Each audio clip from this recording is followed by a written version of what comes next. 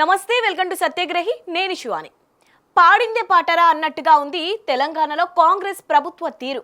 సమస్యలు వస్తే పరిష్కరించడం పక్కన పెట్టి ప్రజల దృష్టిని మళ్లించడం ఎలాగో కాంగ్రెస్ పెద్దలకు తెలిసినంతగా ఎవరికీ తెలియదేమో. నిరుద్యోగుల సెగ, రైతుల గోస, కాళేశ్వరం నీళ్లు వదలకపోవడం, వీటన్నిటి నుంచి ప్రజలను డైవర్ట్ చేయడానికి సీఎం రేవంత్ రెడ్డి తనకు మాత్రమే అలవాటైన డైవర్షన్ పాలిటిక్స్ ను మళ్లీ తెరపైకి తెచ్చారు. ధరణిలో అక్రమాలపై ఫోరెన్సిక్ నివేదిక అందిందంటూ సరికొత్త నాటకానికి శ్రీకారం చుట్టారు. అసలు ఈ ఫోరెన్సిక్ రిపోర్ట్ కథ ఏంటి? కాంగ్రెస్ సర్కార్ భయపడుతున్న ఆ నిజాలేంటి? ఈ వీడియోలో క్లియర్ కట్ గా విశ్లేషిద్దాం. స్కిప్ చేయకుండా చివరి దాకా వాచ్ చేయండి. ఒక్కసారి ఫ్లాష్ బ్యాక్ లోకి వెళ్దాం.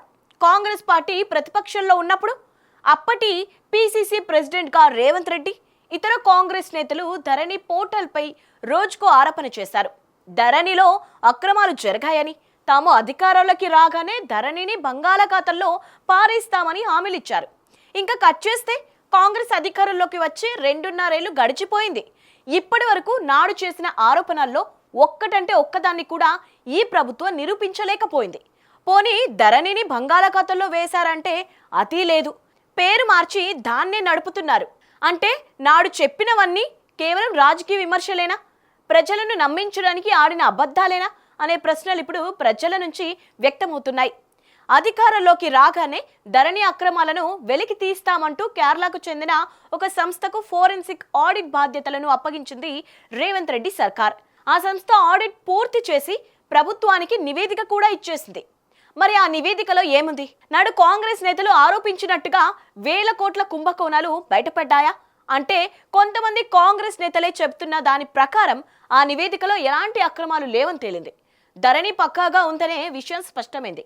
దీంతో షాక్ తిన్న సర్కార్ పెద్దలు ఆ నివేదికను బయట పెడితే తమ పరువు పోతుందని భావించి దాన్ని అటకెక్కించేశారు.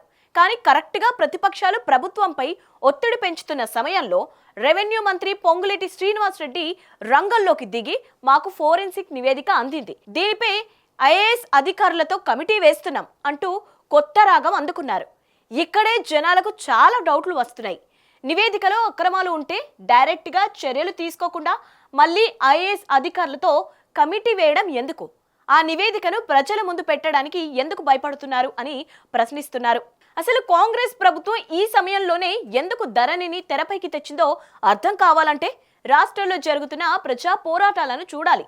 రాష్ట్రంలో కరువు పరిస్థితులు కమ్ముకొస్తున్నాయి. కాళేశ్వరం ప్రాజెక్టు పనికిరాదని కాంగ్రెస్ ప్రచారం చేసింది. కానీ ఇప్పుడు అదే కాళేశ్వరం నుంచి నీళ్లు ఎత్తిపోయాలని రైతులు రోడ్డెక్కుతున్నారు.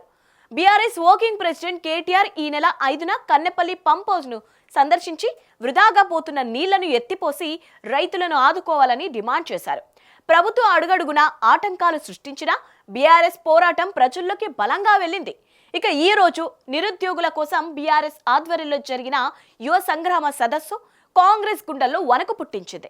మీరు ఇస్తామన్న 1,00,000 ఉద్యోగాలు ఎక్కడ పోయాయి అంటూ నిరుద్యోగ యువతతో కలిసి కేటీఆర్ చేసిన గర్జనకు రాష్ట్ర వ్యాప్తంగా అద్భుతమైన రెస్పాన్స్ వచ్చింది. ఏడాదిలో 2 లక్షల ఉద్యోగాలు వచ్చినాయా?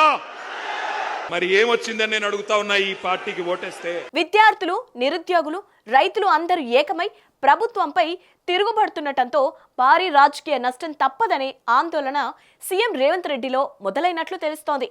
సరిగ్గా నిరుద్యోగ గర్జనకు ముందు ఈ ఇష్యూను డైవర్ట్ చేయడానికి ధరణిలో ఫోరెన్సిక్ అక్రమాలు అంటూ లీకులు మొదలుపెట్టింది ప్రభుత్వం. కానీ జనాలు దీన్ని పెద్దగా పట్టించుకోలేదు. ఆశించిన మైలేజ్ రాలేదు. దీంతో కాంగ్రెస్ స్ట్రాటజిస్టులు ఇంకో అడుగు ముందుకేసి ధరణి అక్రమాలపై సిఐడి విచారణ, సిట్ ఏర్పాటు అంటూ సరికొత్త వంటకాన్ని వండివార్చారు. సిఐడి, సిట్ అంటే మీడియాలో విపరీతమైన చర్చ జరుగుతుందని, తద్వారా నిరుద్యోగుల సమస్యలు, రైతుల బాధలు పక్కదారి పడతాయని కాంగ్రెస్ భావించింది. కానీ ఈసారి కాంగ్రెస్ పప్పులు ఉడకలేదు. ప్రజలు వాస్తవాలను గ్రహించారు. సాగునీళ్లు, నిరుద్యోగ సమస్యల నుంచి తప్పించుకోవడానికే ఈ లీకుల డ్రామా ఆడుతున్నారని జనం క్లియర్ కట్ గా కనిపెట్టేశారు.